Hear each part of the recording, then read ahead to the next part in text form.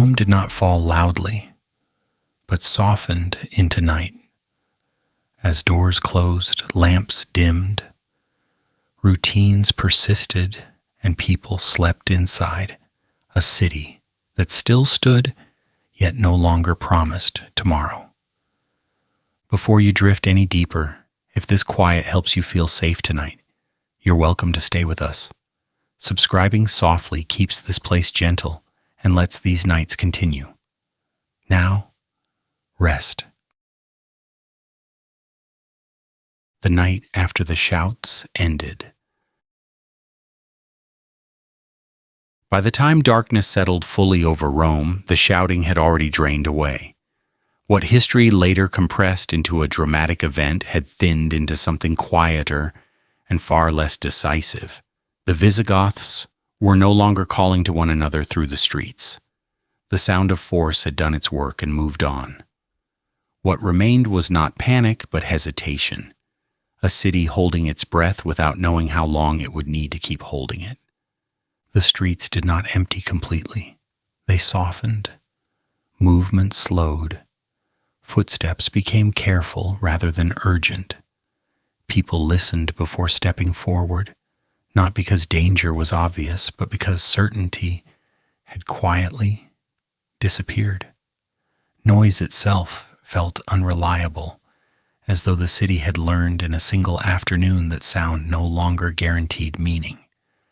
Rome had been taken, but taking a city does not instantly erase behavior.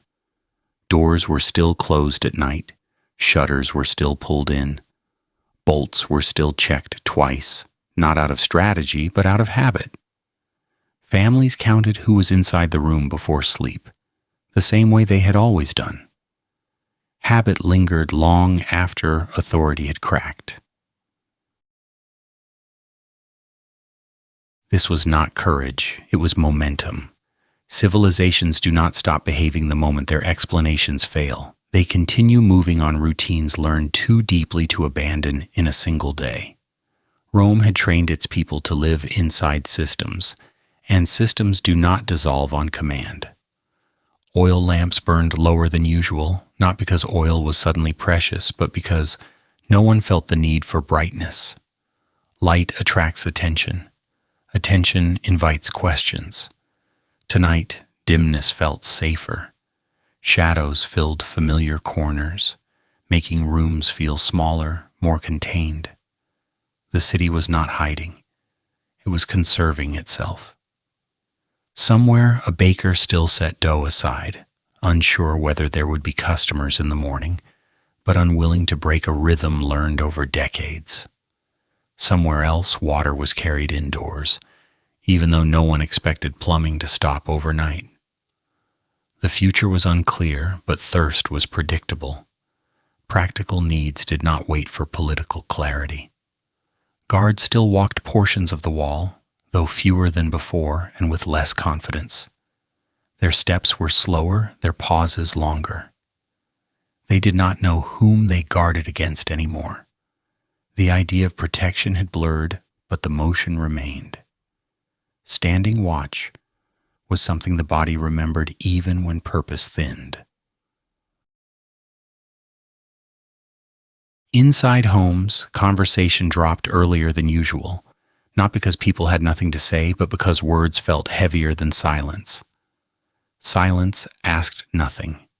Silence did not require explanation. In a city where explanations had just failed publicly, silence offered relief. Rome did not feel destroyed.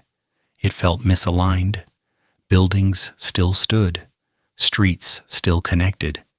Fountains still existed even if water flow was uncertain. The physical city remained intact enough to confuse the mind.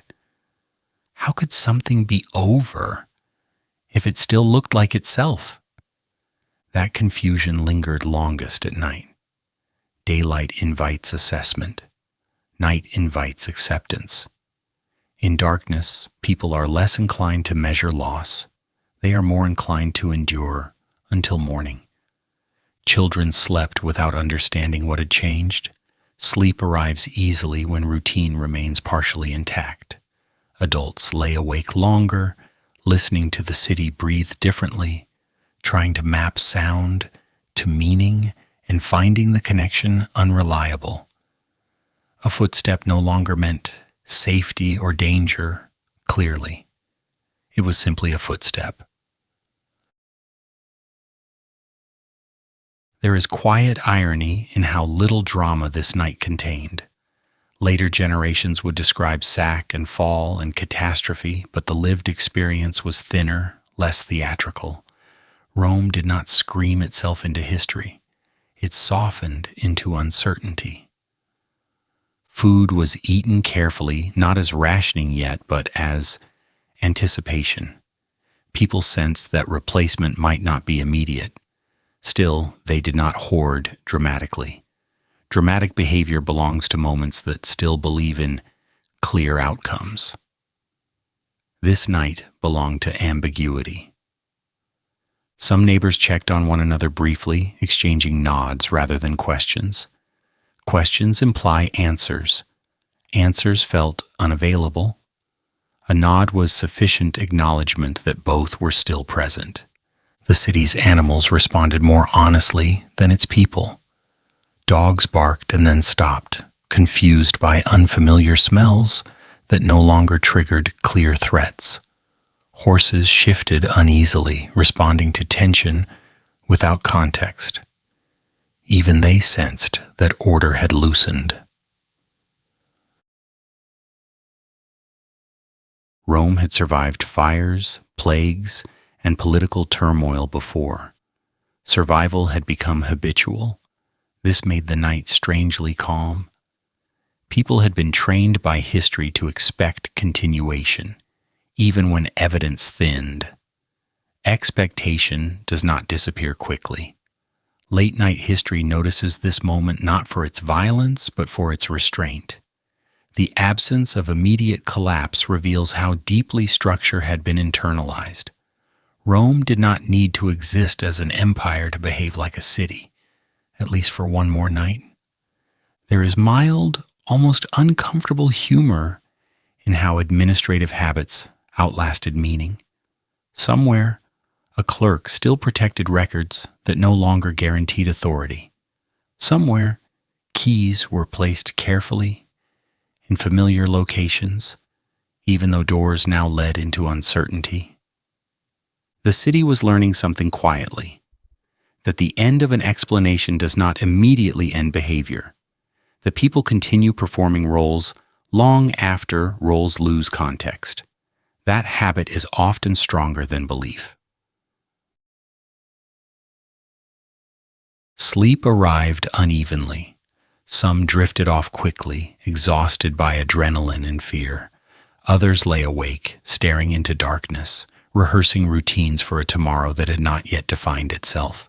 The mind prefers repetition when certainty collapses. Rome had not vanished. It had become quieter than its reputation allowed.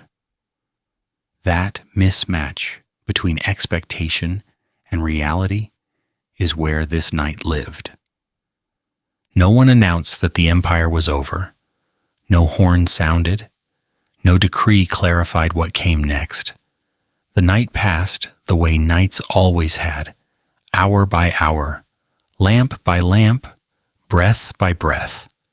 When dawn eventually came, it would bring new calculations, new adaptations, new losses. But this night belonged to something else. It belonged to inertia, to the soft continuation of behavior after meaning dissolved. The shouts had ended. The silence did not replace them with clarity. It replaced them with time. Time to adjust, time to absorb, time to continue without understanding. Rome slept. Not because it was safe and not because it was finished, but because sleep was the last remaining routine that still worked without explanation. And so the city rested, suspended between what it had been and what it no longer knew how to be, discovering quietly that collapse does not arrive all at once. It arrives in pauses, in habits performed without certainty, in nights that feel familiar enough to trust, even as the future quietly steps away. This was the night after the shouts ended, not dramatic, not resolved, just a city behaving one more time, as though continuity might still be possible, because behavior is slower to change than history ever admits. Lamps that still burned. Oil lamps did not care who ruled Rome. They burned because someone filled them, trimmed their wicks, and expected darkness to arrive on schedule. On this night, darkness arrived as usual. The lamps responded without hesitation. Light gathered in corners it had always known, settling against walls, illuminating hands, bowls, and familiar objects that had no interest in politics or invasion. The city outside had changed, but inside rooms, the physics of flame remained loyal. Oil rose, fire caught, shadows stretched across mosaics that had already outlived the people who laid them. These shadows did not signal disaster.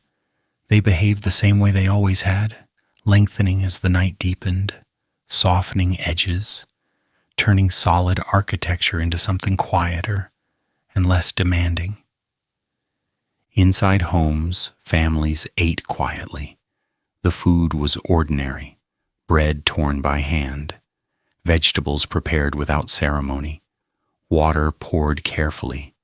There was less conversation than usual, but not because fear had taken over completely. It was something more restrained. A recalculation. Rome had trained its people to expect permanence, and now permanence felt optional, like a feature that might not be included tomorrow. No one announced this realization. It did not arrive with argument or despair.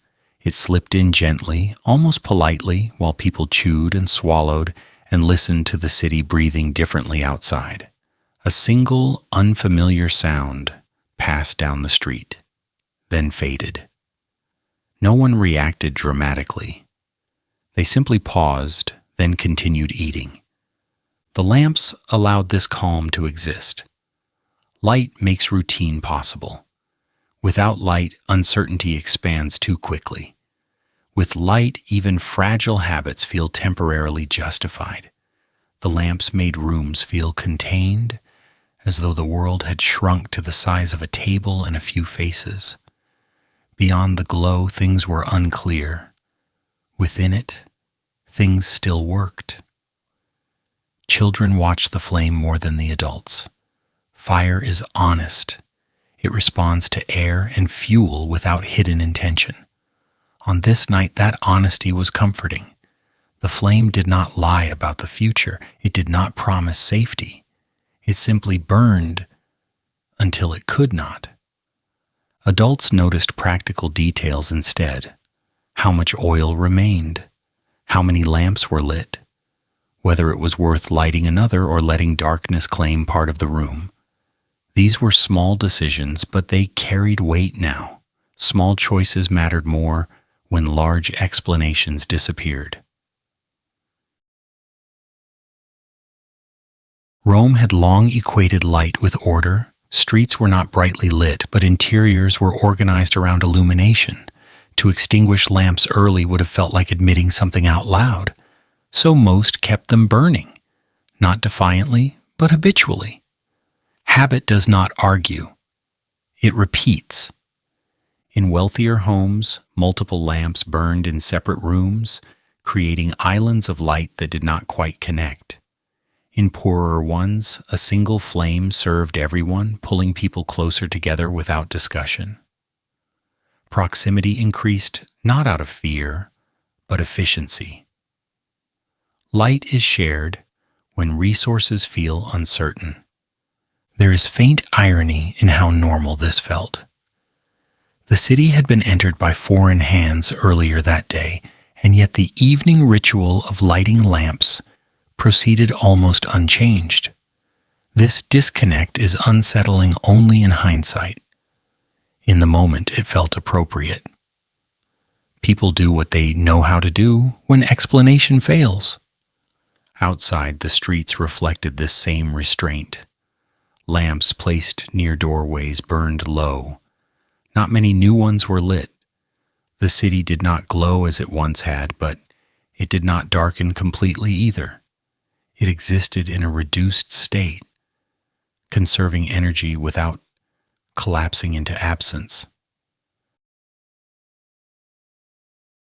Shadows lengthened across public spaces that no longer hosted public confidence. Statues stood partially illuminated, their faces half visible, half withdrawn. They did not look mournful. They looked uninterested. Stone rarely reacts to changes in authority. The lamps also revealed damage without dramatizing it. Cracked walls, displaced objects, a door that no longer closed properly. Light made these visible without commentary. No one stood up to mourn a broken chair. Broken things would be dealt with later, or not at all. This was not denial, it was prioritization. Immediate needs took precedence over interpretation. Hunger, fatigue, the need to rest without thinking too far ahead. Lamps supported this by keeping the present moment manageable. In some homes, conversation eventually returned, quietly and cautiously, not about empire or future, but about logistics. Who would fetch water tomorrow? Whether the baker might open, if it was wise to stay inside for a few days. These were not dramatic discussions. They were adjustments. The tone of these conversations mattered. They were low, even, and deliberately untheatrical.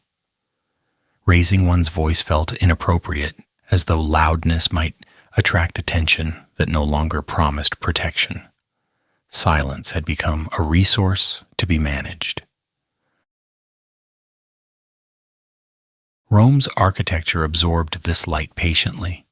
Arches softened, corners deepened.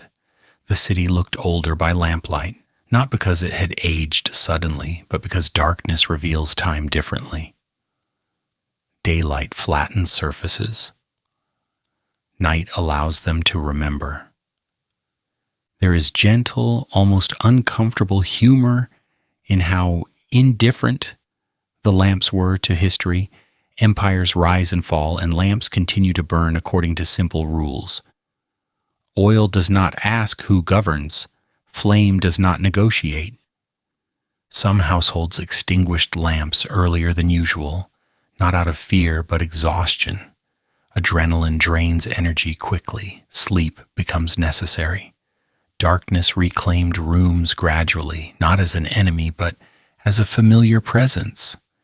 Others kept lamps burning late, perhaps longer than usual, unwilling to let go of the thin barrier between order and uncertainty.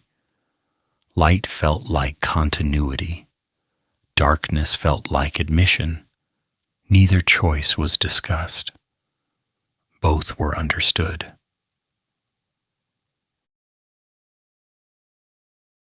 In communal buildings, where lamps once marked shared purpose, light was more uneven. Some burned unattended until oil ran out.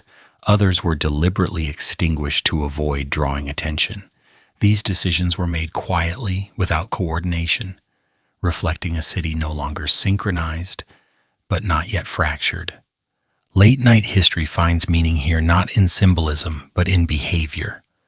Lamps reveal how deeply routine embeds itself into daily life. Even when explanations fail, the act of lighting a lamp persists because it solves an immediate problem. Darkness makes everything harder. Light, however temporary, makes things manageable.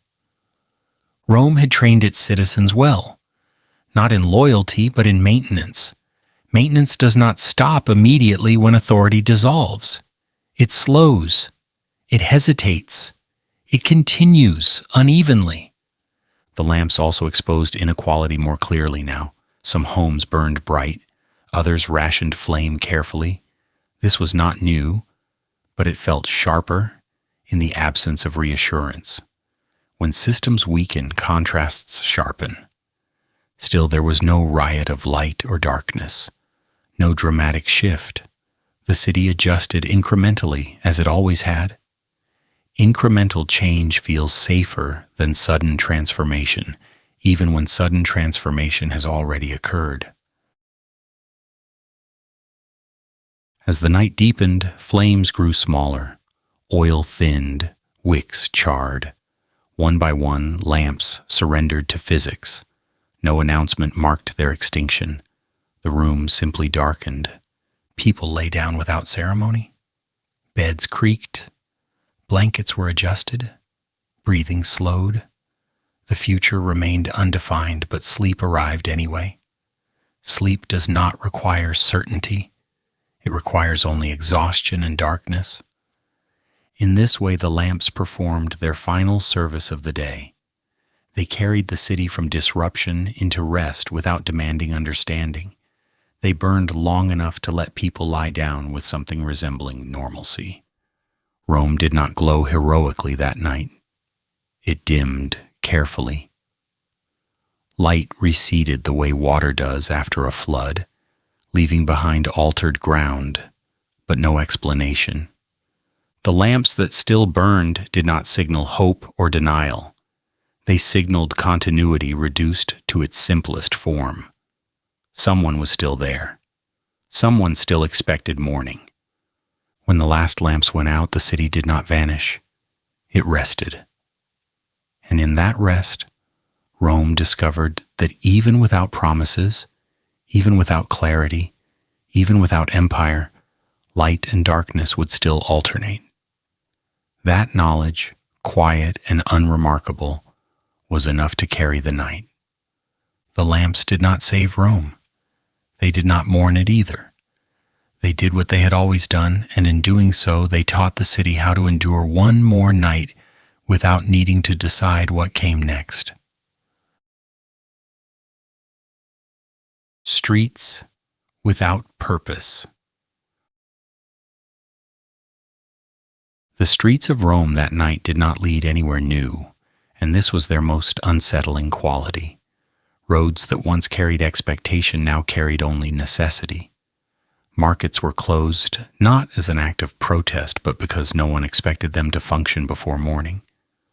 Forums were empty, not because they had been destroyed, but because there was nothing left to announce. Processions were absent, and their absence felt heavier than noise ever had. Movement existed, but it moved carefully, stripped of ambition and relieved of destination. A person walking after dark did not symbolize rebellion or despair.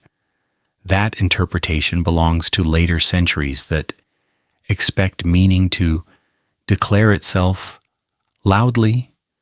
In that moment, a person walking was likely checking on someone or returning from doing so, or simply adjusting to a city whose rhythm had shifted slightly out of alignment. The streets did not judge this movement.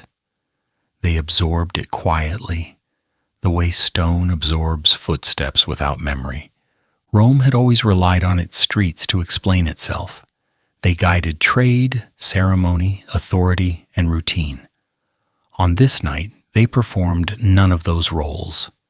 They still connected places, but the reason for connection had narrowed. No one walked to be seen. No one walked to participate in something larger. They walked because walking solved a small problem that could not wait until morning. The city still functioned. It simply no longer explained why. Streets that once suggested direction now suggested only proximity. You went somewhere because it was close, not because it mattered. Distance had lost its promise. Nearness became sufficient. Torches were rare. Lamps near doorways burned low. Most of the city moved by memory rather than illumination. This was not dramatic. Romans knew their streets well. Knowledge accumulated through repetition does not disappear when meaning fades. Feet found familiar stones. Hands brushed walls instinctively. Corners were anticipated before they arrived. There is a quiet irony here. A city designed to impress the world found itself useful only to those who knew it intimately. Outsiders had already passed through. What remained was local knowledge and the ability to navigate.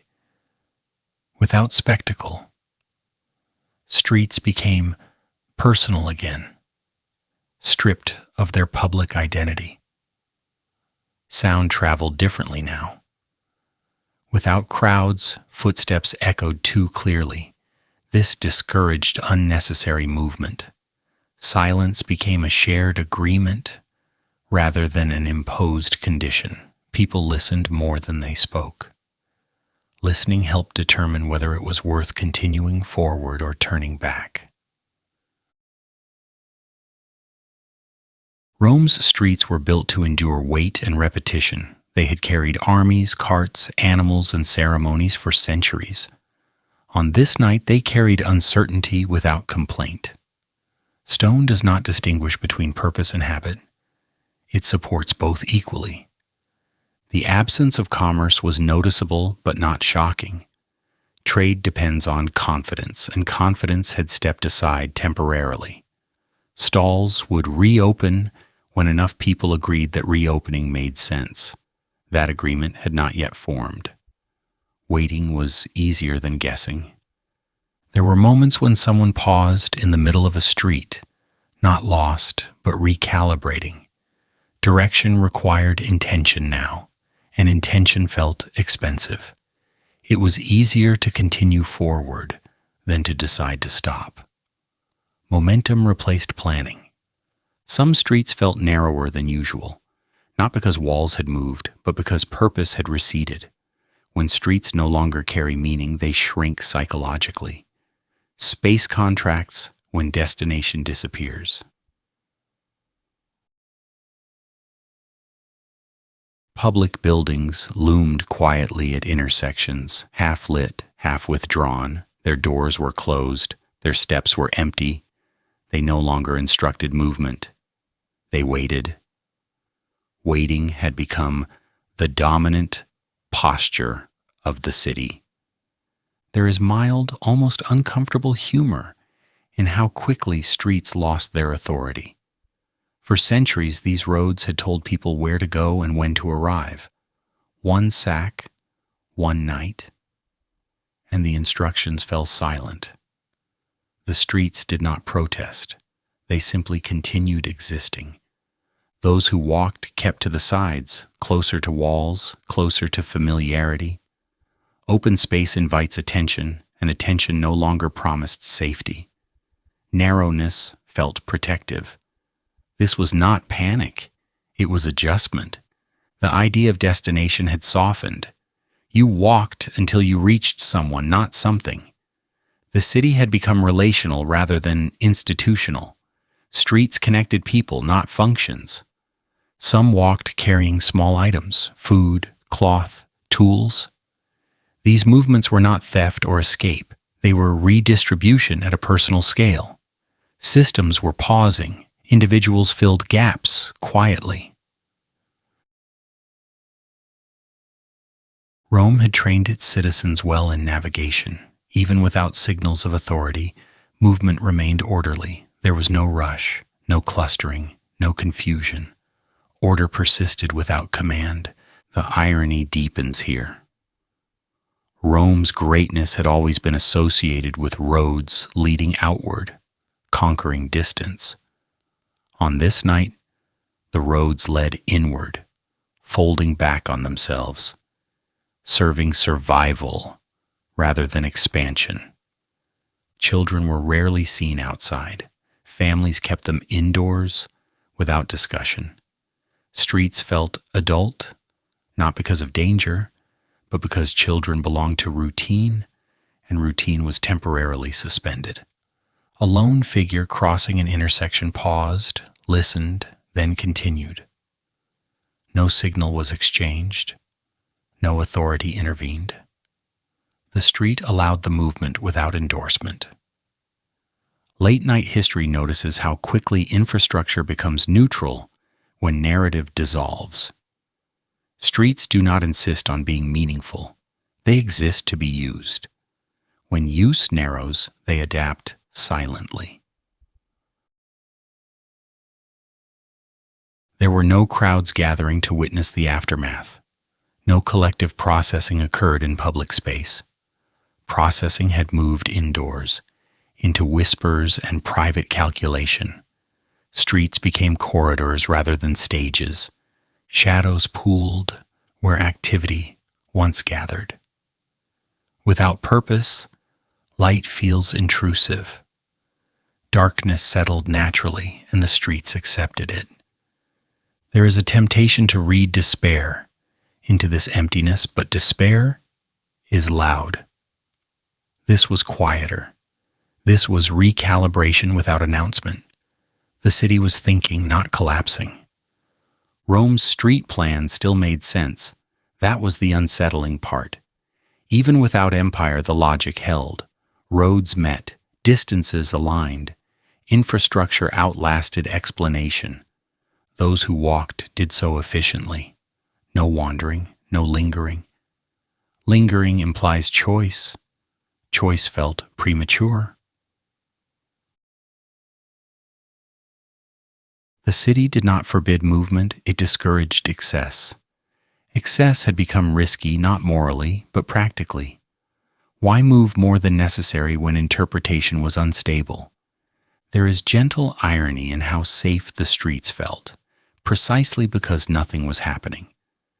Absence of spectacle reduced volatility.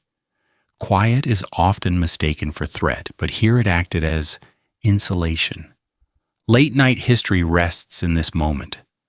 Streets without purpose are not streets without meaning. They reveal how meaning depends on use, not declaration. Rome had always been a city of destinations. On this night, it became a city of paths. Paths do not require explanation. They require only continuity. As hours passed, movement thinned further. Those who needed to move had done so. The rest remained inside, conserving energy and attention. The streets did not mourn this stillness. They absorbed it. Stone cools quickly at night. Heat leaves. Silence settles.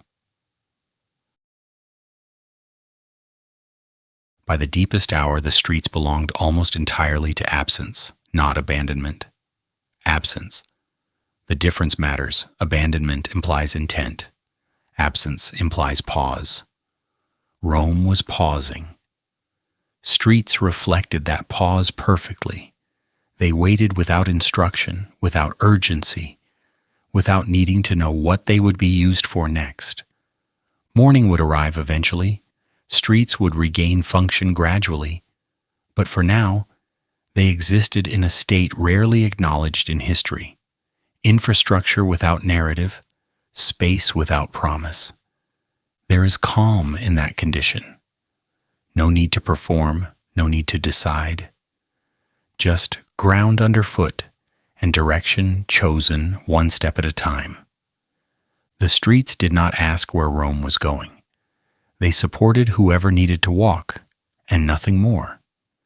That restraint, quiet and uncelebrated, carried the city through another night without requiring explanation. In this way, Rome slept not because it was safe, but because it was tired. The streets rested too, emptied of purpose, full of potential, and entirely unconcerned with how future centuries would interpret their silence. Guards who stood out of habit. The guards who remained at their posts that night did not stand because they had been instructed to do so. Orders had thinned along with certainty. Chains of command had loosened quietly, not snapped. What kept these men upright was not authority but familiarity. Standing was what their bodies knew how to do when meaning became unclear. Uniforms still covered shoulders, but fabric no longer carried assurance. Posture mattered more than insignia. Habit proved sturdier than hierarchy. No one gathered them for speeches. No one clarified jurisdiction or responsibility. Silence replaced instruction, and silence was accepted without argument. The guards remained because leaving would have required a decision, and decisions felt expensive. Staying demanded nothing new. Staying allowed the body to continue what it had already begun. Rome persisted on default settings, and the guards were one of its most visible examples. Their stance was not heroic, it was procedural. Feet placed where they had been placed the night before. Hands resting near weapons, not because danger was expected, but because this was where hands usually rested. Eyes moved slowly, scanning not for enemies, but for familiarity. They were not guarding the empire.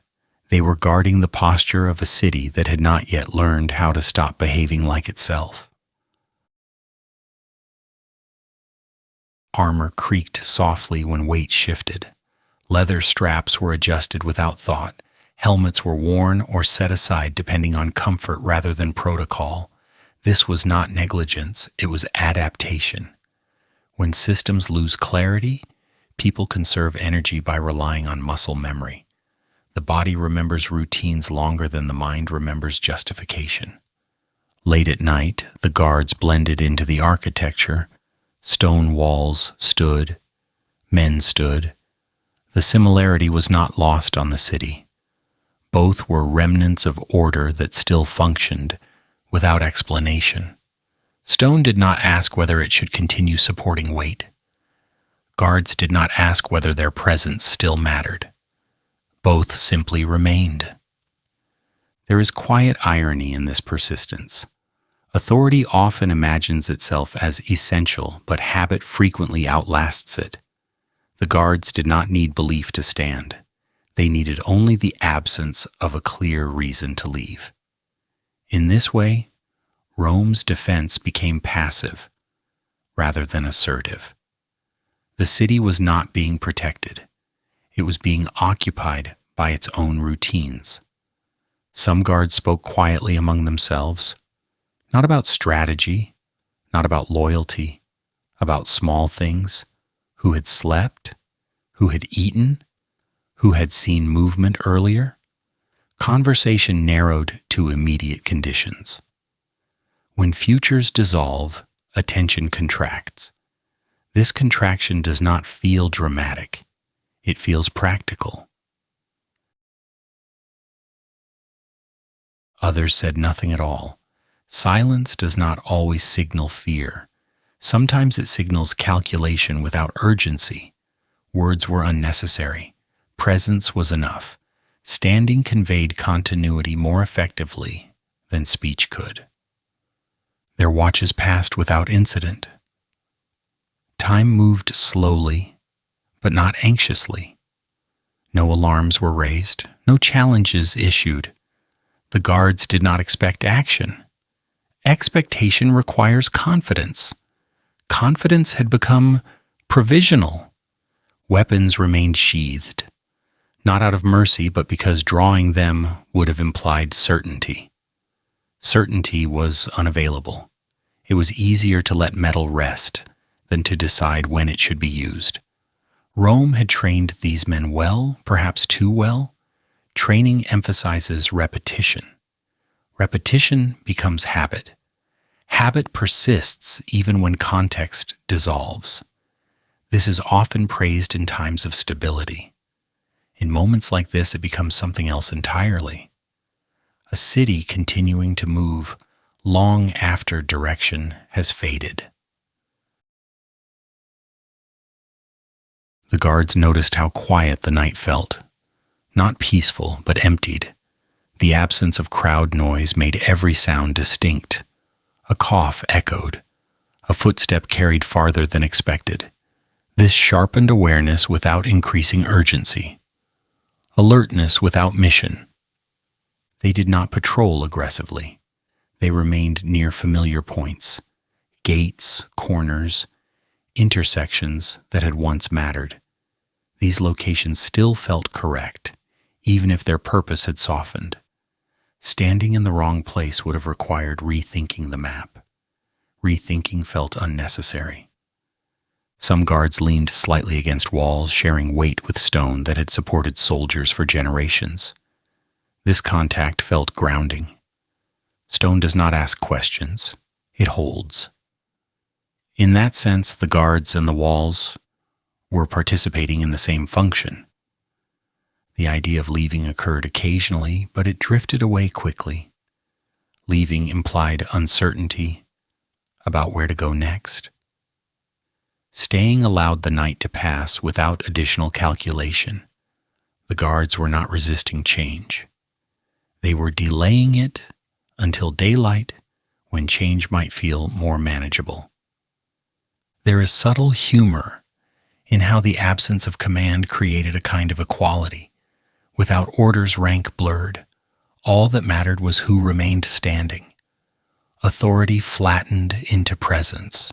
This did not create chaos. It created stillness. Rome had always relied on guards to symbolize control. On this night, the symbol persisted even as control thinned. The symbol was enough to maintain a sense of boundary, even if no one believed in it fully anymore. Some citizens noticed the guards and felt reassured, briefly. Others noticed and felt nothing at all. Familiar sights lose impact when context shifts. The guards were part of the background now, like columns or statues, present but not instructive. Late-night history finds this moment revealing. When systems weaken, people do not immediately collapse into disorder. They cling to routines that cost the least energy. Standing still is often easier than moving with intention. The guards did not consider themselves loyalists or traitors. Those categories require clarity. They considered themselves present. Presence became the only remaining qualification. Hours passed. Fatigue arrived gradually. Knees stiffened, shoulders adjusted. No one relieved them officially. Relief implies schedule. Schedules had softened. Guards took turns resting briefly without announcement. This was not dereliction, it was cooperation. They shared water when needed. Food was scarce but not discussed. Hunger can wait when adrenaline fades. The body knows when to conserve. The city did not test them, no mobs, no challenges.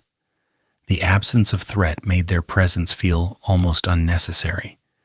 But unnecessary is not the same as unwanted. The guards occupied space that might otherwise have felt exposed. Rome persisted on default settings, and default settings do not optimize. They maintain maintenance is quieter than control. It is less visible, but often more durable. The guards' faces reflected this. Expressions were neutral, not grim, not hopeful. Neutrality is what remains when emotions have not been instructed what to do. Some thought briefly of families. Others did not. Personal thoughts were compartmentalized. Focus remained narrow. This was survival, without narrative. The uniforms they wore had once symbolized power. Now they symbolized continuity. Continuity does not excite. It steadies. As night deepened, the guards became part of the stillness. Even their breathing slowed. Standing became less an action and more a condition. Bodies aligned with the pace of the city. There is something unsettling in how effective this was. No commands, no threats. And yet order persisted quietly. Not order as ambition, but order as residue. Rome had not instructed these men to hold the night together, but their habit did so anyway. Habit filled the space left by authority. Eventually some guards would leave. Others would remain until morning. Transitions would occur without announcement. Change would arrive not as rupture, but as drift. Late-night history lingers here because it reveals how civilizations truly endure their endings, not through grand last stands, but through people continuing to perform familiar motions until those motions no longer fit. The guards did not defend Rome that night, they demonstrated it. Demonstration required no belief, only presence. Their standing posture did not stop history. It slowed it just enough to make sleep possible. And sleep, even after collapse, is how cities survive the night. By the time the sky began to lighten, some guards had already shifted roles. Others remained unaware. The night passed without conclusion. Default settings had carried Rome through another cycle. The guards stepped aside eventually, not because they were ordered to, but because morning made new behaviors feel possible. Until then, they stood. They stood out of habit. Habit stood in for authority. And for one long night after the fall, that was enough to keep Rome quietly, imperfectly, intact. Homes that shrank inward. Homes that night felt smaller without changing their walls. The ceilings did not lower and the doorways did not narrow, yet space behaved differently. Families gathered closer together, not because they were instructed to, but because distance inside a home suddenly felt unnecessary. Rome had trained its citizens to think outward for centuries, toward roads, markets, courts, and empire. That night, thought folded inward without debate. Survival became domestic, and domestic life quietly rearranged itself. Rooms that once functioned as passageways became places of rest. Corners that had been ignored now held bodies. People slept where they happened to be, not where tradition suggested. Privacy loosened its grip. The idea of personal space felt like a luxury borrowed from a time that no longer felt reliable. No one announced this shift. It emerged naturally, like breath slowing when exertion ends. Furniture did not move much, but its meaning did. Tables that hosted meals now hosted silence. Benches became beds. Storage chests were leaned against and trusted like walls. Objects gained weight not because they changed, but because fewer things now felt dependable. The home compressed emotionally, even as its layout remained the same. There is a quiet irony in how quickly this happened. Rome had been built on expansion, on outward motion, on the assumption that tomorrow would always require more space than today. Yet when that assumption dissolved, contraction felt effortless. No speeches were required to convince families to draw closer. The body understood before the mind caught up. Voices softened indoors, not from fear exactly, but from recalibration. Loudness no longer felt useful. Whispering did not feel secretive. It felt efficient. Words were chosen carefully, not because they might be overheard, but because speaking required energy that now felt better conserved. Children noticed the change without naming it. They slept closer to adults. They asked fewer questions, not because answers were frightening, but because routine itself had shifted, and curiosity followed new boundaries. Adults responded instinctively, offering reassurance through presence rather than explanation. Explanation felt optional. Touch did not. The architecture of Roman homes had always allowed for gathering. Atriums collected light and sound. That night they collected people. Open spaces lost their openness. The inward-facing design that once welcomed guests now sheltered families. Homes did not need to be redesigned for this moment. They had always known how to close gently. Meals were simpler, not dramatically reduced, just quieter. Eating became an act of maintenance rather than enjoyment. Bread was shared without ceremony. Water was poured carefully. There was no sense of scarcity yet, only the awareness that abundance could no longer be assumed. That awareness sat at the table without demanding attention. Rome had long celebrated public life. Private life had existed in its shadow, reliable but secondary. That night reversed the balance without conflict. The public world had grown uncertain. The private world responded by becoming sufficient. This was not retreat. It was reorientation. Rooms that once felt temporary now felt permanent. A place to sleep became a place to remain. The future compressed into the next few hours. Planning extended no further than morning. This did not produce panic. It produced focus. When time shortens, attention sharpens. Families listened to sounds outside differently now. Footsteps passed, voices drifted, nothing demanded response. The door remained closed not out of fear, but because opening it required intention. Intention felt costly. Staying inside felt neutral.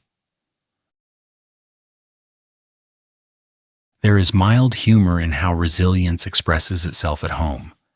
Empire collapses, cushions are adjusted, history shifts, someone pulls a blanket closer.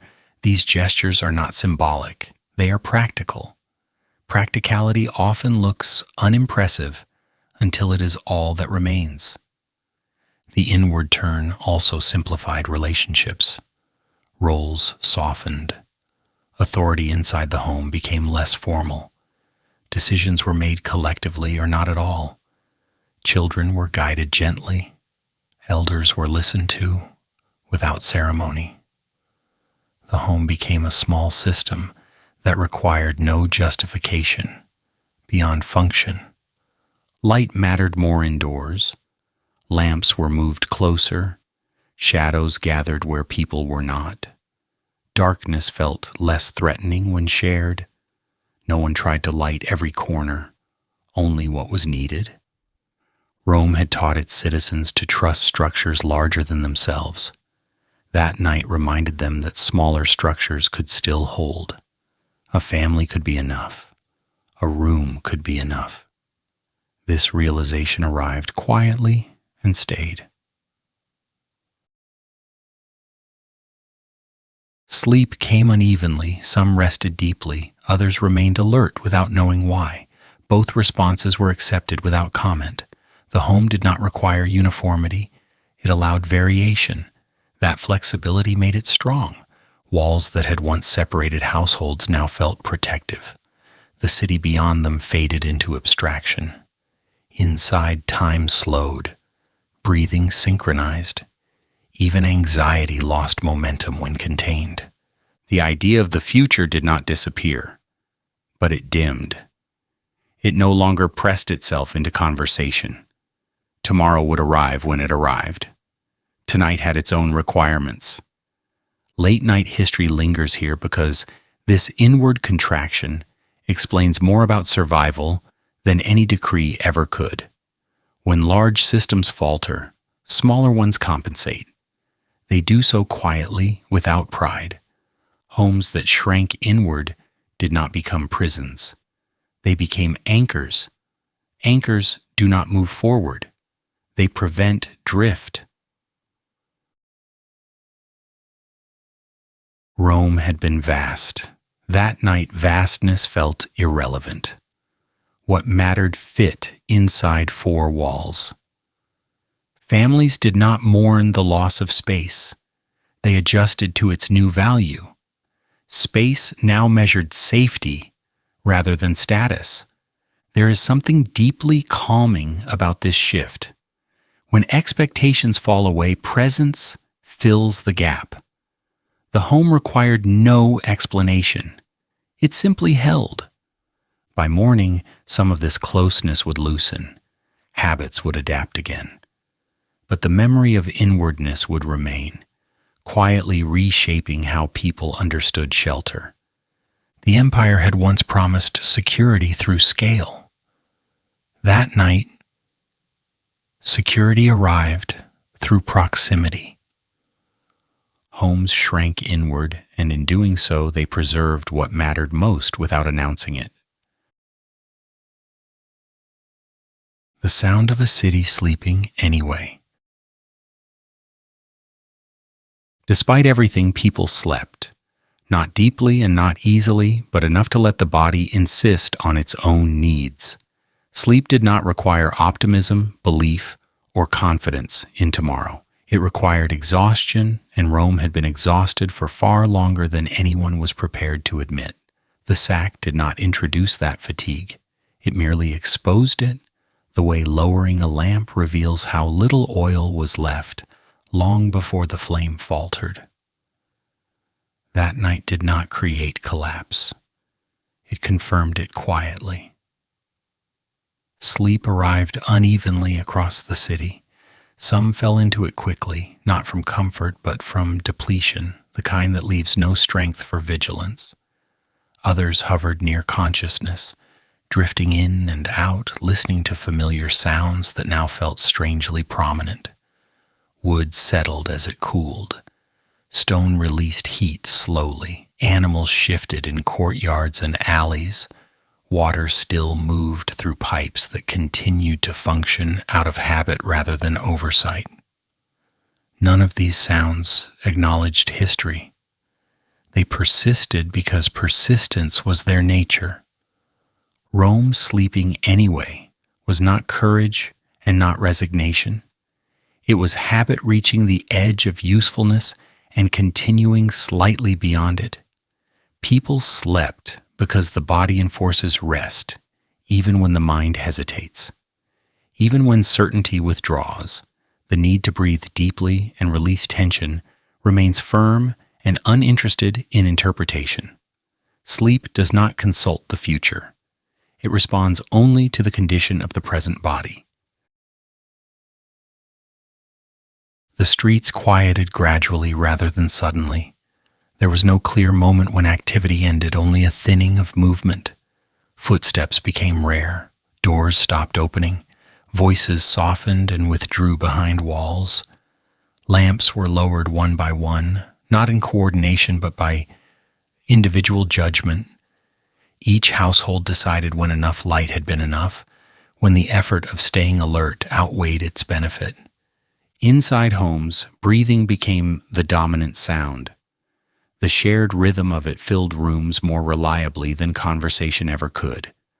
Some breaths were shallow, others heavy, but all were human.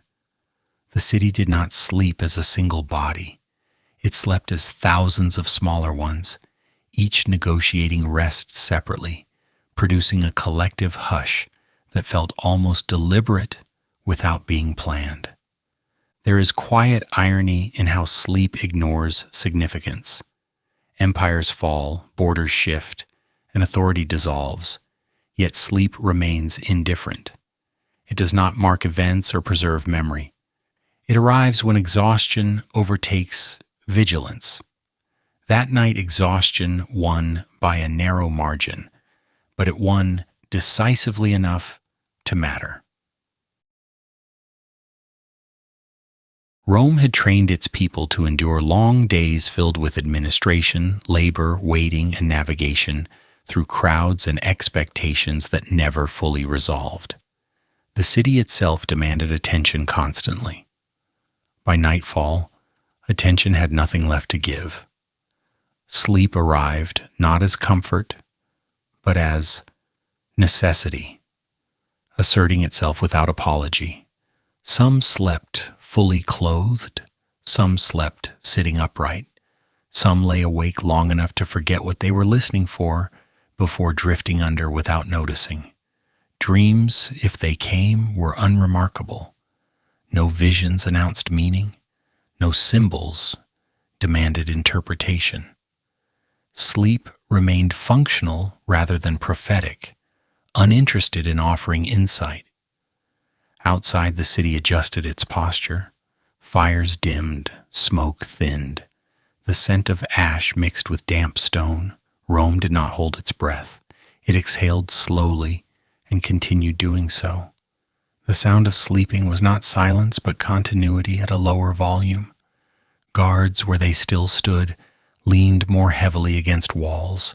Some dozed upright. Others sat and closed their eyes without removing helmets. Authority blurred into posture. Sleep crept in wherever resistance softened. Even vigilance has limits, and those limits do not negotiate. Animals sensed the shift without naming it. Dogs curled closer to doorways. Horses shifted weight and settled.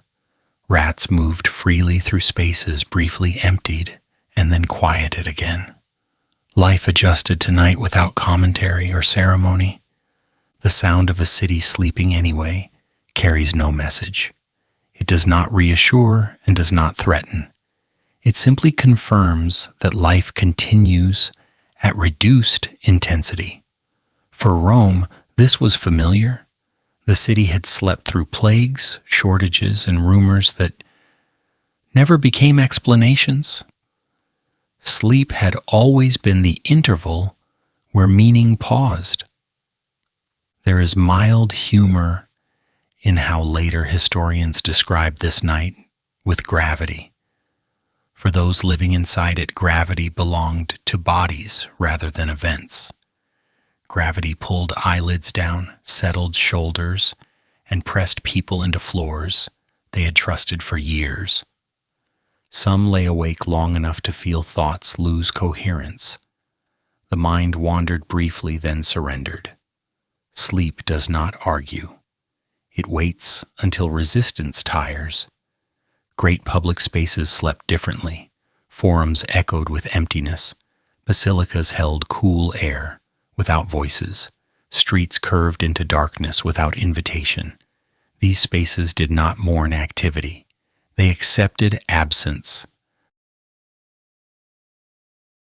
Rome sleeping anyway meant no one stood watch over meaning. There was no narrator and no record. The sound existed and vanished without witness except for those briefly conscious enough to notice and too tired to care. Late-night history rests here because nothing is demanded. No lesson is delivered. Sleep does not instruct. It suspends. The exhaustion that made sleep possible had accumulated over decades through strain, uncertainty, and the slow erosion of expectation. The sack did not cause collapse. It confirmed fatigue already present. Sleep equalized people briefly. Status dissolved in darkness. Wealth did not guarantee rest, and poverty did not prevent it. Everyone negotiated the same threshold between awareness and surrender. In the hours before dawn, sleep lightened. Some stirred, some woke briefly, and returned to rest. The city shifted without waking fully. Dawn would handle that later. The sound of Rome sleeping anyway was ordinary, not heroic. That ordinariness preserved more than any decree. Sleep carried the city forward without asking permission. When morning arrived, Rome would wake altered but alive, because sleep had refused to interpret. Morning that did not arrive as promised. Morning came to Rome without enthusiasm. Light entered streets the same way it always had, slowly slipping between buildings that no longer agreed on what they were supporting. Shutters opened cautiously. Doors were unbolted with pauses between movements. The city woke because waking was unavoidable, not because it expected improvement. Continuity did not return with daylight. Only visibility did. People stepped outside and confirmed what they already suspected. The streets still existed. The stones had not moved. but the future no longer occupied them with confidence. Offices reopened unevenly, some out of obligation, others out of uncertainty about what else to do. Authority gathered in fragments, reassembling not as command but as habit. Titles still existed. Procedures still followed their shapes. Meaning, however, arrived late and did not stay long. Rome had always trusted mornings. Morning implied order. Morning implied schedule. Morning implied that yesterday had resolved itself overnight. This one did not. The day began without conclusion, and that absence lingered in every interaction. Conversations were shorter. Instructions were cautious. No one announced a new beginning. No one admitted an ending. The city functioned between those omissions. Markets reopened partially. Goods appeared, but selection was limited. Trade continued without enthusiasm.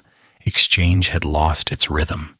People bought what they needed, not what they desired. Desire felt premature. Necessity felt manageable. Bread was still bread. Water was still water. The economy did not collapse dramatically. It narrowed quietly. Public buildings welcomed people without certainty. Clerks returned to desks, unsure whether their work mattered beyond habit. Records were consulted because they existed, not because anyone believed they would restore stability. Ink moved across surfaces with practiced indifference. Documentation continued because stopping would have required explanation, and explanation felt exhausting. The city did not panic. Panic requires energy. Rome had already spent most of its reserves. What emerged instead was a thin layer of functionality stretched carefully over doubt. People followed routines more closely than before, not because they trusted them, but because routines reduced decision-making. Fewer choices meant fewer opportunities to confront the absence of direction. Authority did not vanish, it thinned. Officials spoke softly, orders were phrased as suggestions. Enforcement relied on cooperation rather than force. Force requires legitimacy. Legitimacy requires belief. Belief had become optional. Compliance remained because familiarity was easier than resistance. There is quiet irony in how Rome continued administering itself after losing the reason administration once served. Systems persisted without narrative. Taxes were discussed. Maintenance was attempted. Messages were sent to places that might no longer respond reliably. The city behaved as though continuity could be summoned through repetition alone. Morning revealed damage without dramatizing it. Burn marks existed alongside intact facades. Disruption appeared uneven, making assessment difficult. Some streets felt untouched. Others carried reminders that arrived without commentary. People noticed and adjusted without ceremony. Shock had already passed. What remained was recalibration. Children returned to movement first. They adapted quickly. Games resumed cautiously. Laughter appeared briefly and disappeared just as easily. Adults watched without comment. The future did not feel stable enough to instruct behavior confidently, so observation replaced direction. Rome did not collapse into despair. Despair requires clarity. This morning offered none. It offered ambiguity, and ambiguity allowed survival to continue without committing to interpretation. The city learned to operate inside uncertainty rather than resolve it. Administrative centers reopened because closure would have admitted finality. Rome avoided finality instinctively. It preferred extension. Extension required pretending that tomorrow still resembled yesterday closely enough to justify effort. That pretense was thin but functional. Public announcements were rare. No proclamations restored confidence. Silence filled the gaps between official statements. Silence carried more accuracy than reassurance would have. People listened carefully and then returned to their tasks without expectation of explanation. The morning light revealed fatigue more clearly than fear. Faces looked older. Movements slowed. Rome had been tired long before this day. The sack had merely removed the illusion that effort would eventually be rewarded with certainty. Roads remained open. Messengers departed cautiously. Travel resumed because isolation offered no advantage. The empire had trained Rome to think outward. That habit did not disappear overnight. It simply lost its promise. There is mild humor in how history later frames this morning as symbolic. For those living inside it, symbolism was irrelevant.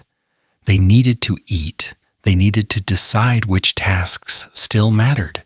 They needed to preserve enough order to avoid immediate collapse. Meaning could wait. Rome did not believe in itself fully again because belief had become unreliable. Systems continued without conviction. That continuation felt hollow but effective enough. Survival does not require inspiration. It requires functionality. Buildings absorbed the morning quietly. Stone reflected light without commentary. Statues watched without authority. Monuments did not react to altered circumstances. They remained decorative rather than directive. The city learned a new posture that day. Less upright, more cautious, more inward.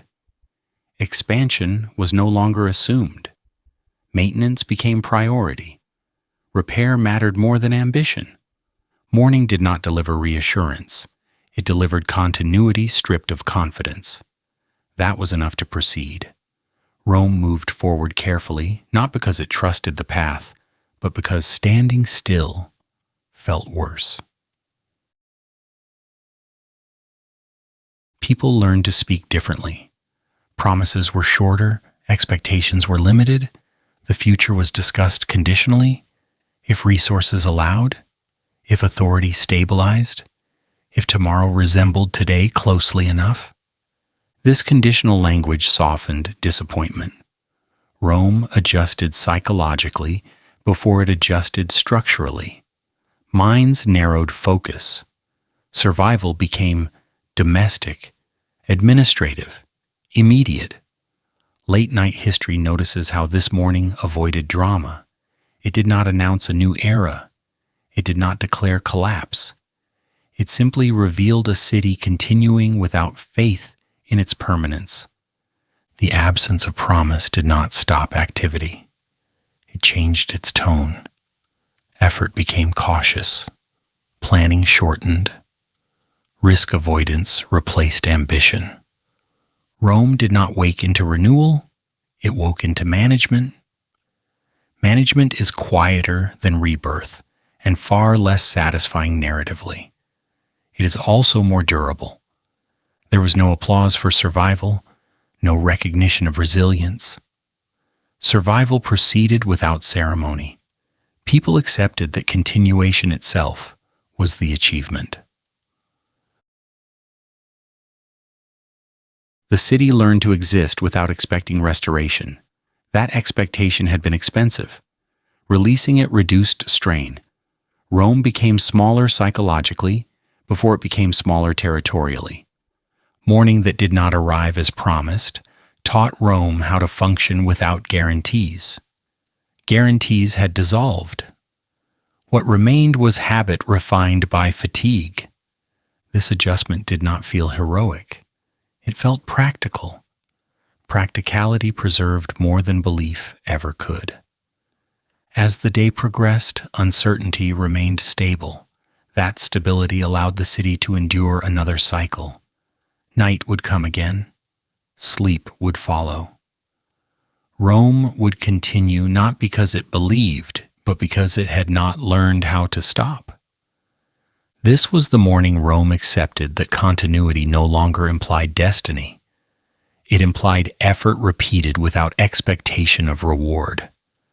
History often seeks moments of clarity. This morning offered none.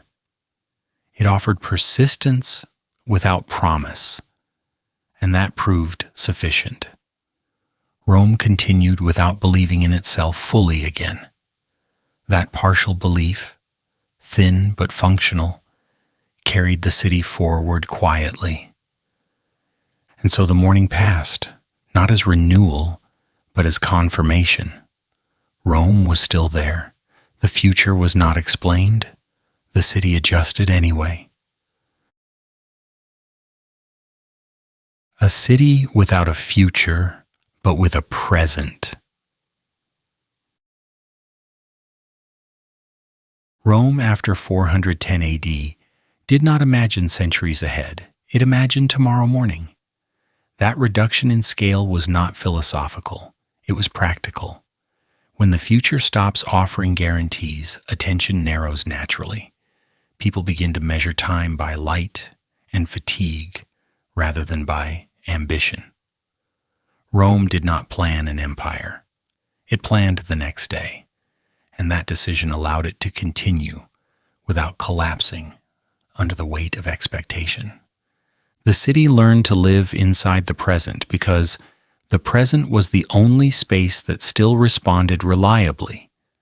Yesterday had failed to protect it. Tomorrow refused to clarify itself, but now still offered choices that mattered. Doors could be opened or kept closed. Food could be prepared or conserved. Conversations could be shortened or avoided. These small decisions replaced long-term vision, and surprisingly, they were enough. Rome had once been built on projection. Roads extended outward. Laws assumed longevity. Authority depended on the promise that the system would outlast individual lives. After the sack, that promise felt optional. What remained was function without faith. The city did not stop working. It stopped believing that work would lead somewhere defined.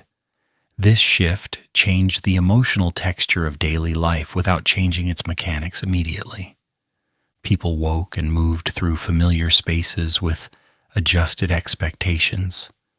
The forum was still there, the baths still existed, the streets still connected neighborhoods that knew each other well. But the idea that these spaces pointed toward a shared future had thinned.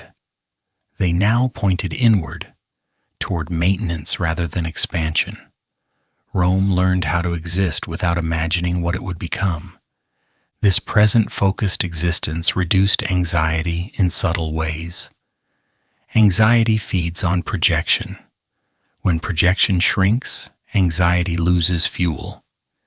People stopped asking where the city was going and focused on whether it would function today. This was not optimism, it was containment. The present became manageable because it was smaller. There is mild irony in how effective this was. A city that had exhausted itself, imagining permanence, found relief in abandoning the future temporarily. The weight of destiny had been heavy. Letting it go reduced strain. Rome did not become lighter materially, but it became lighter psychologically. Administration adapted quietly, plans shortened, budgets were discussed with caution, promises were avoided, officials spoke in conditional language. If resources allowed, if cooperation continued, if tomorrow resembled today closely enough, this language softened failure by expecting less from time itself. Public life continued without narrative. Events happened because they were scheduled, not because they symbolized progress. Maintenance crews repaired what they could. Infrastructure functioned unevenly. Uneven function was accepted rather than dramatized. Drama had proven unreliable. The absence of a future also altered memory. When the future feels uncertain, the past loses authority. Rome still remembered its grandeur, but that memory no longer guided behavior. It existed as background rather than instruction. Nostalgia was present but muted. It offered no solutions. Markets reflected this shift clearly. Trade continued, but ambition disappeared from exchange. Goods were valued for use rather than accumulation. Excess felt risky. Storage felt wise. Consumption slowed. The economy narrowed without collapsing. Families adjusted their expectations as well. Children were not promised trajectories. Education continued where possible, but without the assumption that it would lead somewhere specific. Skills mattered more than status. Practical knowledge regained importance. Knowing how to fix something felt more valuable than knowing what it once meant. Rome without a future became more local. Neighborhoods mattered, relationships mattered. Distant authority felt abstract. Nearby cooperation felt real. Trust moved inward. This did not create harmony, it created manageability. There is quiet humor in how history later describes this period as decline. Decline implies direction. Rome had stopped moving in a clear direction. It had entered a holding pattern. Holding patterns are not dramatic, but they prevent crash. The city's architecture absorbed this change silently. Buildings were repurposed. Spaces shifted function without ceremony. A structure that once hosted assemblies might now store goods. No one announced these changes. They happened because need dictated them. Time itself felt different. Days felt longer. Not because more happened, but because less was expected. Without the pressure of progress, moments stretched. This made nights heavier and mornings gentler. Late-night history notices how calm this adjustment appears from distance. A city that accepts the present without demanding a future becomes quieter. Noise comes from expectation. Rome lowered its expectations and the volume dropped. Authority learned restraint. Power expressed itself through continuity rather than command. The city did not need grand decisions, it needed small ones made consistently. This suited its exhausted condition. Even fear changed shape. Fear of invasion had passed. What replaced it was caution. Caution is less dramatic but more sustainable.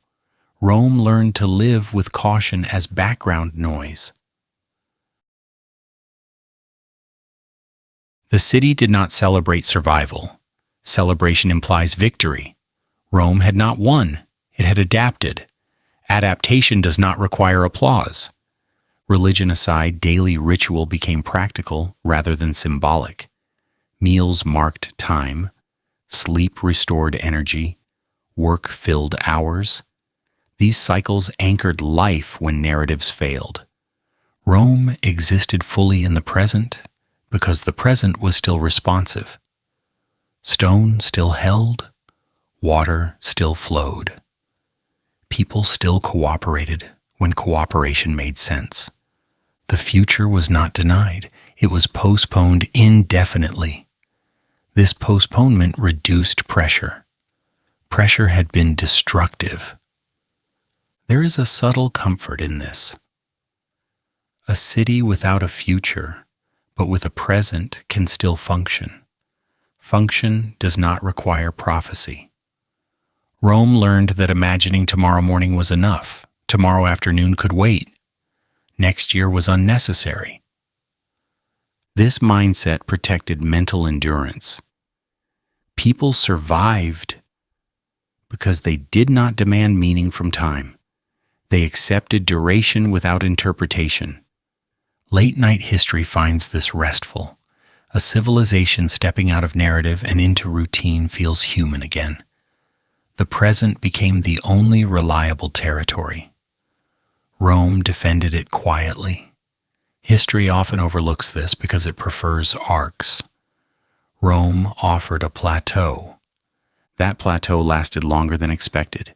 The city continued because it focused narrowly. Narrow focus conserved energy. Energy conserved allowed survival. Rome without a future remained a city. That was enough. The present held, and holding proved stronger than hoping. Adjustment as survival. Empires fall loudly, cities survive quietly. Rome chose survival without announcing it, and that choice did not look like courage or defiance. It looked like adjustment repeated until adjustment became invisible. After 410 AD, Rome did not issue a declaration about its future. It did not gather itself for a new beginning. It simply continued operating at a reduced volume, lowering expectations the way one lowers a voice in a room that no longer listens well. Survival did not arrive as a strategy. It arrived as habit. Adjustment began with acceptance, though no one named it that way. People accepted that authority was fragmented. They accepted that protection was unreliable. They accepted that certainty had thinned. None of this required agreement, it required recognition. Recognition is quieter than belief. Once recognized, conditions no longer demanded emotional response. They demanded practical response. Rome learned to respond practically. Systems adjusted before people articulated change. Supply chains shortened. Distribution became local. Repairs were favored over replacement. When something failed, it was worked around rather than resolved permanently. Permanent solutions require confidence in permanence. Rome no longer had that confidence. Temporary solutions, repeated carefully, proved more useful. Adjustment also meant learning what not to expect.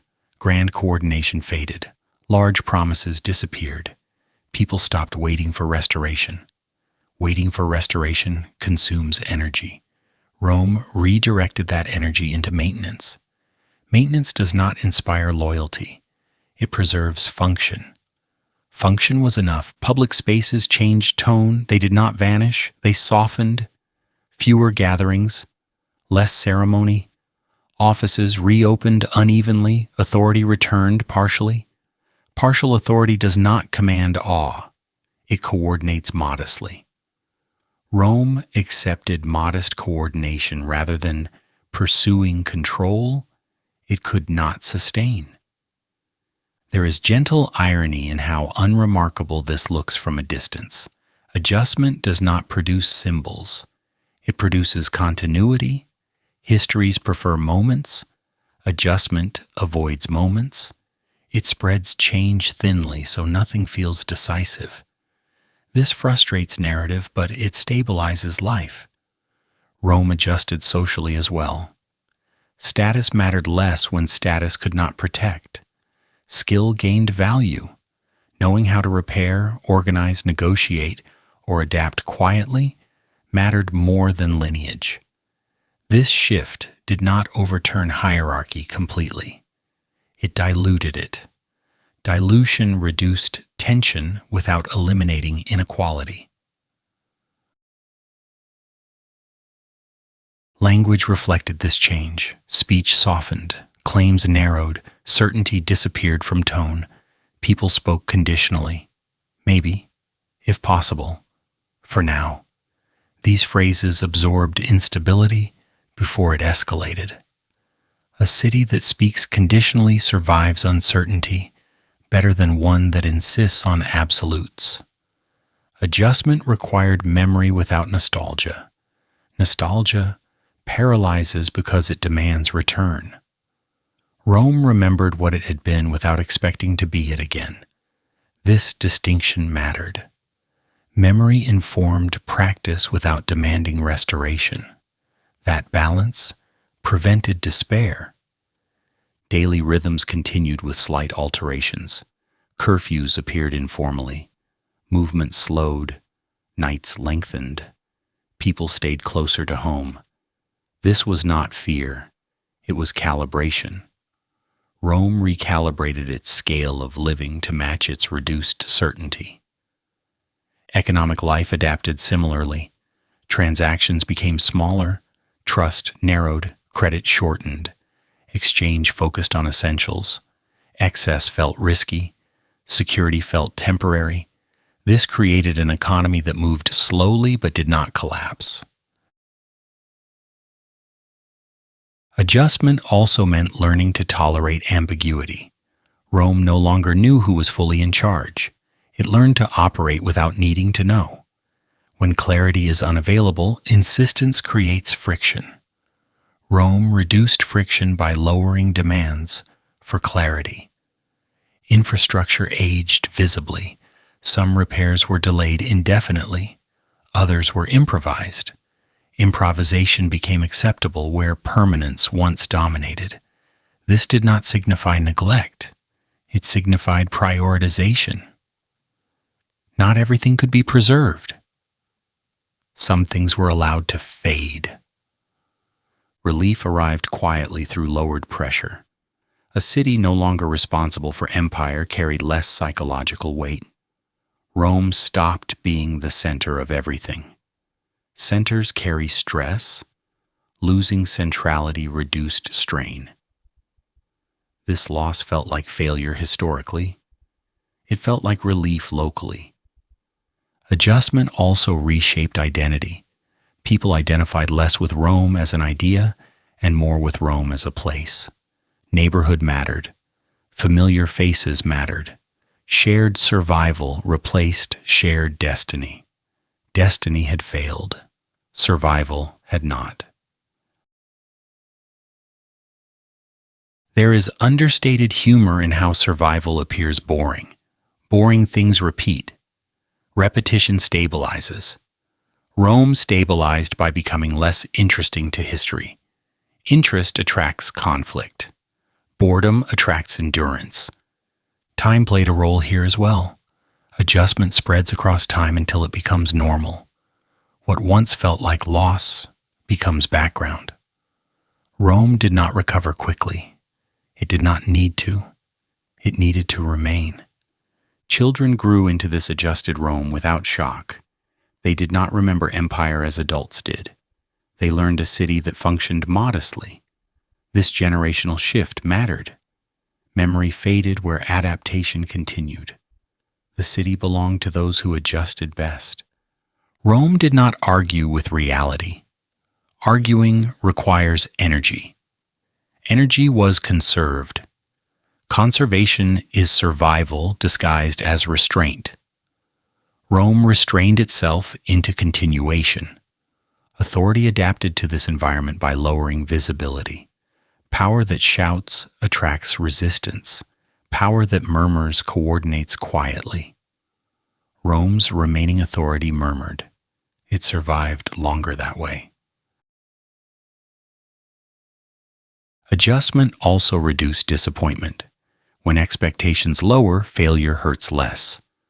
Rome lowered expectations deliberately by example rather than decree. This created emotional insulation. The city became quieter internally. Quieter does not mean empty, it means less reactive. Reaction accelerates collapse. Rome slowed reaction. Historians later describe this as decline. Decline suggests a slope. Rome entered a plateau. Plateaus do not excite. They hold. Late-night history rests here comfortably.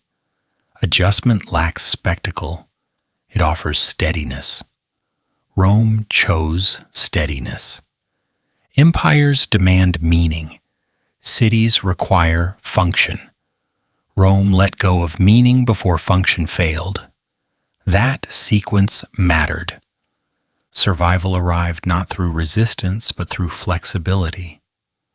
Flexibility absorbs shock. Rome absorbed shock without breaking. Adjustment did not restore Rome. It preserved it long enough for transformation to occur quietly. That is survival without drama. The city remained because it stopped insisting on being what it was. It adjusted into what it could be. Empires fall loudly, cities survive quietly. Rome survived by adjusting until adjustment felt like nothing at all. The night Rome became something else.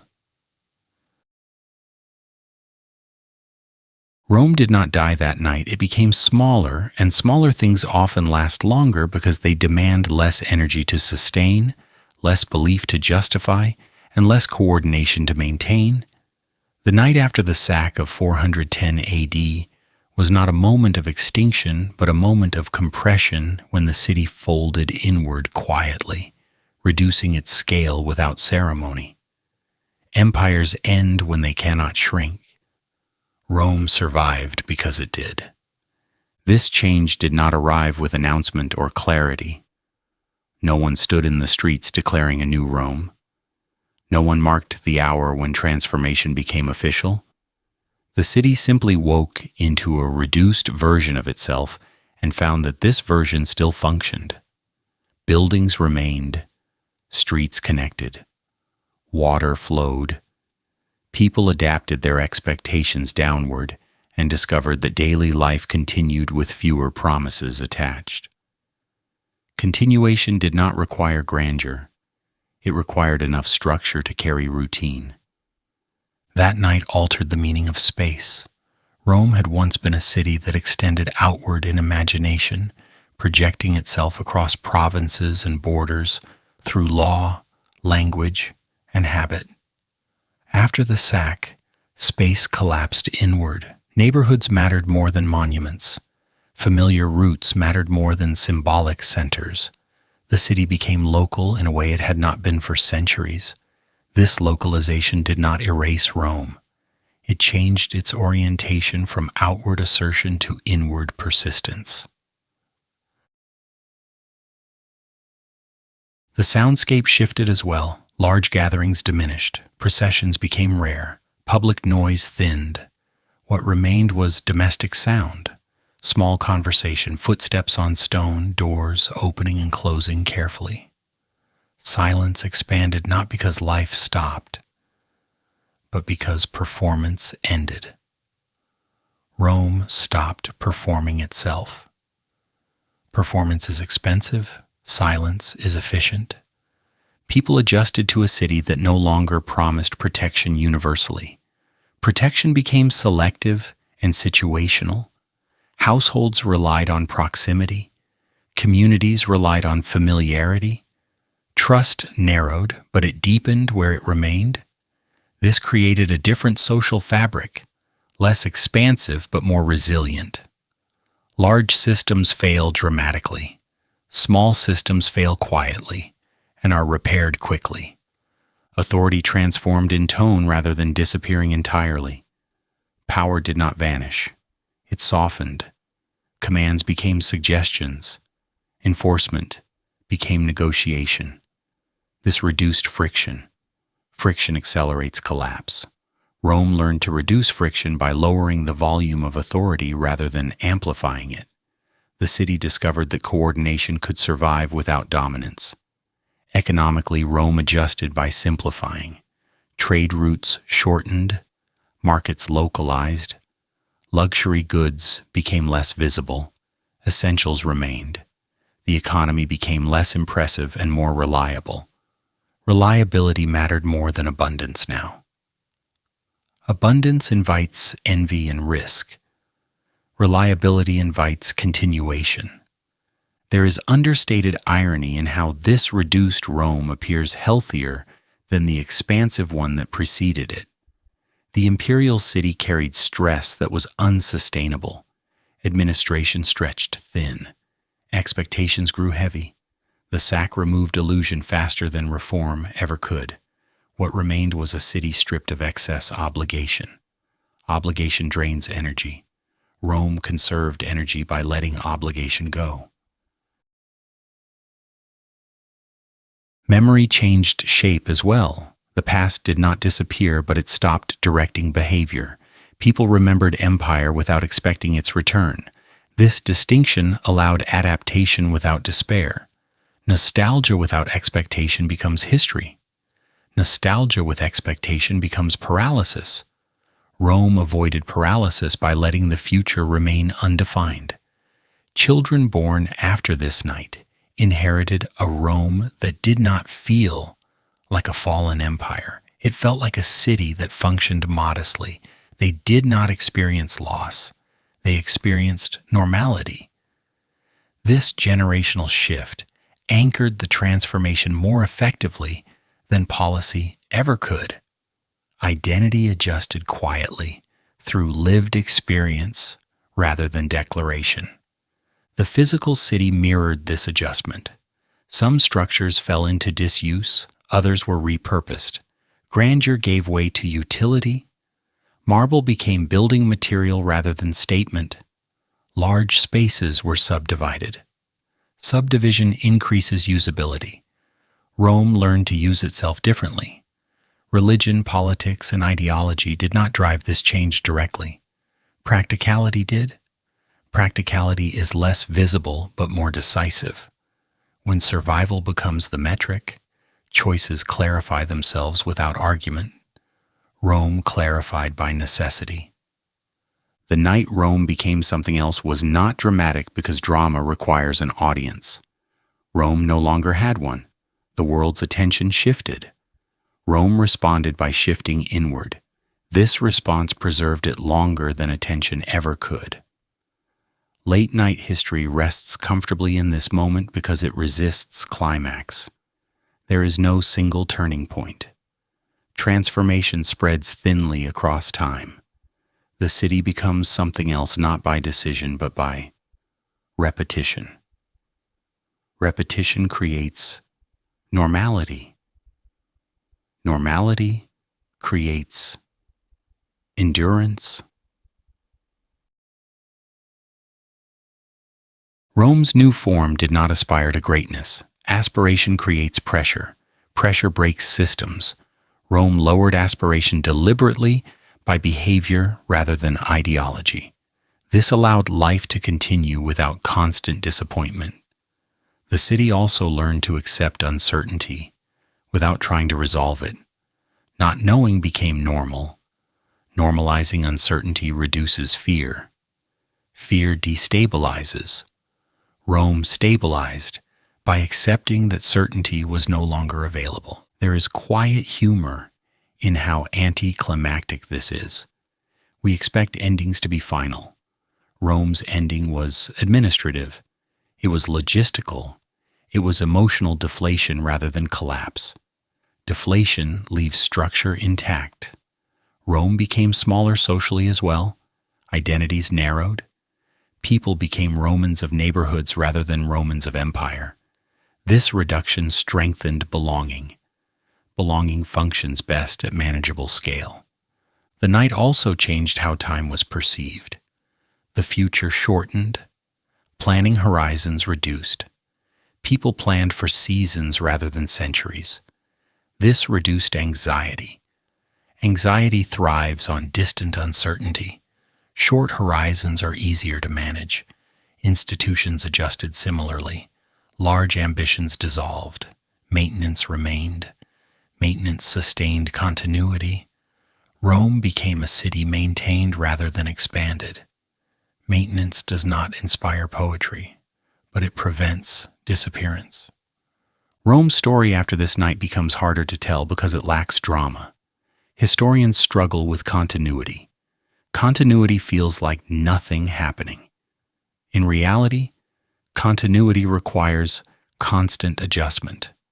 Rome adjusted constantly and quietly. The city did not seek redemption. Redemption implies failure. Rome accepted change without framing it morally. Moral framing exhausts. Practical framing sustains. Architecture aged into background. Buildings stopped symbolizing power and started providing shelter. Shelter matters more than symbolism when conditions tighten. Rome prioritized shelter. There is something faintly restful in this version of Rome. A city relieved of ambition sleeps better. Sleep restores. Restoration does not require empire. The night Rome became something else did not end suffering. It redistributed it. Smaller systems handle suffering differently. They absorb it locally rather than amplifying it. Rome absorbed.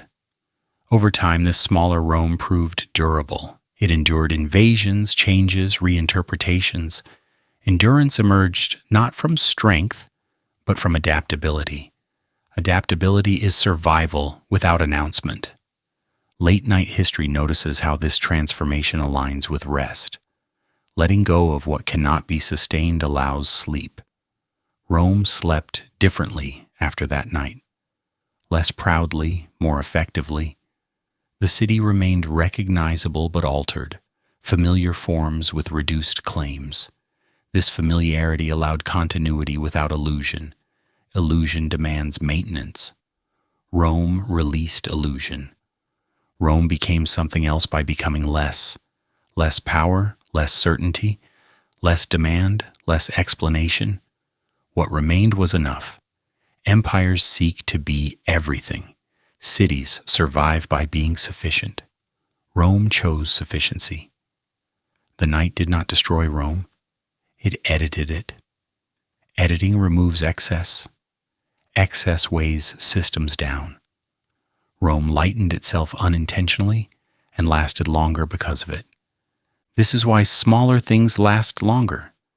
They bend, they adjust. They do not carry the burden of being monumental. Rome became something else quietly, without permission, without applause, and without regret. It continued. And continuation, without promise and without performance, turned out to be enough. When an empire learned to sleep.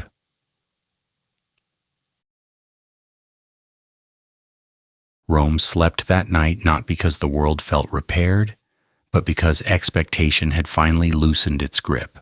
Sleep arrived without reassurance, the way it often does in real history, uninvited yet necessary. The city did not collapse into darkness.